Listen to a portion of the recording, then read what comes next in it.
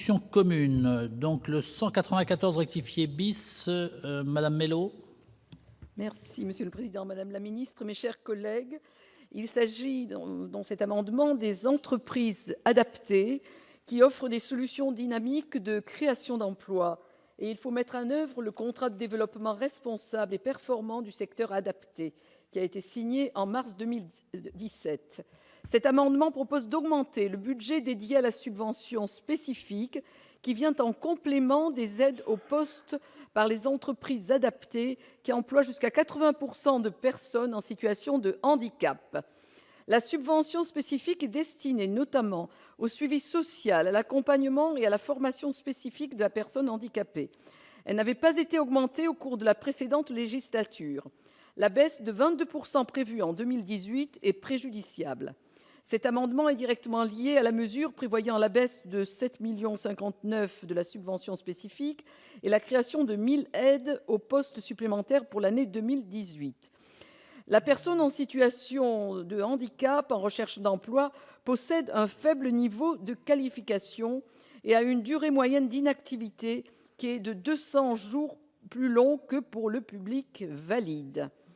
La création de 1 000 aides au poste ainsi que la baisse de 7,59 millions de la subvention spécifique induit en conséquence une augmentation du budget dédié à la subvention spécifique de 9 370 000 €. Il est proposé de financer cette augmentation par des transferts de crédits tels que le tableau l'indique. À noter que pour 1 000 aides au poste créées, soit 14 millions d'euros à engager, l'économie budgétaire moyenne liée au retour à l'emploi est de 27 millions, si bien qu'à chaque fois qu'un travailleur handicapé trouve un emploi dans une entreprise adaptée, cela représente une économie moyenne de 10 000 € pour la collectivité. Chers collègues, l'amendement identique 326, Monsieur Daudigny. Merci Monsieur le Président, Madame la Ministre, mes chers collègues. Alors, je ne reviens pas en détail sur les caractéristiques des entreprises adaptées dont nous avons, je pense, unanimement ce matin souligné le rôle déterminant, efficient, dynamique en matière d'emploi à destination des personnes en situation de handicap. Comme l'amendement précédent, l'objet de celui-ci est de compenser les baisses de crédits envisagées pour l'aide spécifique et de prendre en compte, dans le même temps, la création de 1 000 aides aux postes supplémentaires. Alors, je ne reviens pas, cela a été exposé, sur les modalités financières proposées, l'objet de l'amendement étant identique à celui qui a été précédemment présenté. Chers collègues, troisième amendement en discussion commune, le 93 rectifié bis, c'est Madame de Romédy qui le défend.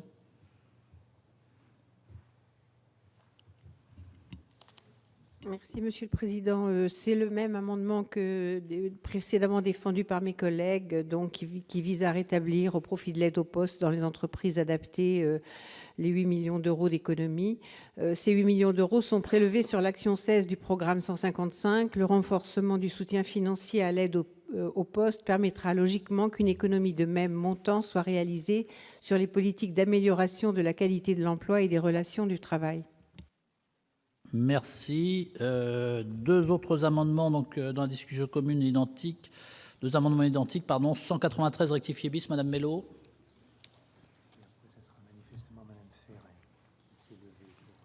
Oui, merci, Monsieur le Président, Madame la Ministre, mes chers collègues. Cet amendement propose d'abonder l'aide au poste pour les entreprises adaptées qui emploient jusqu'à 80 % des personnes en situation de handicap, en cohérence avec les objectifs du gouvernement pris lors du comité interministériel au handicap visant à changer le regard sur le handicap et construire une société plus inclusive. Cet amendement est directement lié d'une part à la baisse de 1 000 millions du montant global des aides au poste et d'autre part à la volonté de créer 1 000 aides aux postes supplémentaires pour l'année 2018. L'amendement vise donc à passer de 338,47 millions d'euros à 346,47, soit 8 millions d'euros. La personne en situation de handicap possède, nous l'avons déjà dit, enfin c'est sensiblement la même chose du point de vue des commentaires que ce que j'ai défendu précédemment. Depuis 2005, les entreprises adaptées mettent en œuvre des solutions dynamiques de création d'emplois. Il faut absolument mettre en œuvre le contrat de développement responsable et performant du secteur adapté et donc modifier ainsi les crédits pour pouvoir le mettre en œuvre.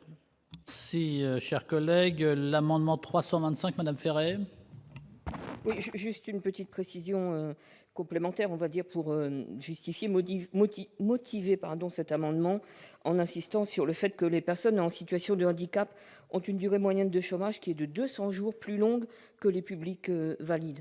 Donc, d'où l'intérêt et la volonté aussi de modifier, de proposer cet amendement qui est identique. Donc, je ne vais pas répéter les mêmes arguments. Pour la commission des finances, Madame la rapporteure. Merci, Monsieur le Président. Les amendements identiques 194 et 326 visent à majorer les crédits consacrés à la subvention spécifique versée aux entreprises adaptées à hauteur de 9,4 millions d'euros. Et les amendements 93, 193 et 325 visent quant à eux à augmenter les moyens dédiés aux aides au poste. Alors, la Commission comprend l'intention des auteurs de ces amendements, et d'ailleurs, la ministre elle-même, dans son intervention préalable tout à l'heure, semblait également comprendre la problématique soulevée par ces amendements. La Commission a souhaité s'en remettre à la sagesse du Sénat sur les amendements identiques 194 et 326, ainsi que sur l'amendement 193. En revanche, il est demandé aux auteurs de l'amendement 93 de retirer au profit des amendements identiques 193 et 325 le gage semblant un petit peu plus problématique puisqu'il s'agissait de prendre sur des crédits de gestion de la mission qui sont déjà relativement faibles. Donc voilà le souhait la préconisation de la Commission sur ces amendements. Merci. Pour le gouvernement, Madame la ministre. Mesdames et messieurs les sénateurs et sénatrices, nous avons ouvert à l'Assemblée nationale le débat sur les modalités de financement des entreprises adaptées, qui constituent un modèle original d'entreprise ordinaire inclusive. À la suite de ce débat, la ministre a demandé à son cabinet d'échanger et concerter avec l'ensemble des représentants du secteur pour notamment s'assurer de leur engagement à travailler dès le début 2018 sur des modalités rénovées et simplifiées de financement et de pilotage des entreprises adaptées. Il ressort de ces échanges, comme évoqué par ma collègue lors de son intervention tout à l'heure, un engagement de leur part à réviser le mode de financement selon une approche permettant d'étudier l'ensemble des champs du possible et travailler parallèlement sur la mesure de la performance et de l'efficience des entreprises adaptées. Trouver les voies par l'innovation, notamment du développement de l'emploi durable des personnes handicapées dans les entreprises adaptées comme dans les autres entreprises, accompagner les entreprises dans la mise en œuvre de ces nouvelles orientations. À ces conditions, et au vu des travaux de concertation à conduire, nous sommes prêts à reporter la mise en œuvre de la réforme au 1er janvier 2019, alors qu'elle était initialement prévue à mi-année 2018. Aussi, l'engagement pris par le gouvernement de renforcer le volume d'aide au poste de plus 1000 dès 2018 au bénéfice de l'insertion professionnelle des personnes handicapées que nous confirmons et qui est supérieur à celui consenti sur les derniers exercices se traduira par une augmentation de 8 millions de crédits dédiés au financement de ces aides au poste. Celles-ci seront ainsi financées selon les règles actuelles, soit à hauteur de 80% du SMIC dans l'attente des inflexions envisagées pour 2019. En gestion sur les programmes du ministère. Dans ces conditions, nous vous remercions de retirer ces amendements sur le financement des aides au poste, qui est sans objet. Et s'agissant de la subvention spécifique, au vu de l'effort déjà réalisé sur les aides au poste, la position du gouvernement est donc défavorable. Donc il y a une demande de retrait sur les deux premiers. Madame la ministre. Demande de retrait sur les deux premiers. Oui, les trois premiers. À défaut, défavorable. Alors, j'ai pas de demande d'explication de vote, donc je vais mettre aux voix les deux premiers amendements de cette discussion commune, le 194 rectifié bis et le 326, qui ont eu un avis de sagesse de la commission et une demande de retrait du gouvernement, sinon avis défavorable. Qui est pour ces amendements?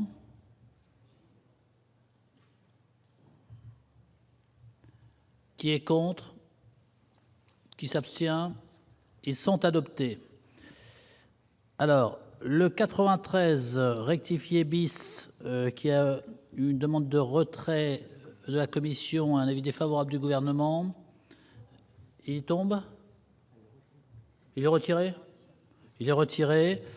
Et les amendements 93 rectifié, 193 rectifié, 325.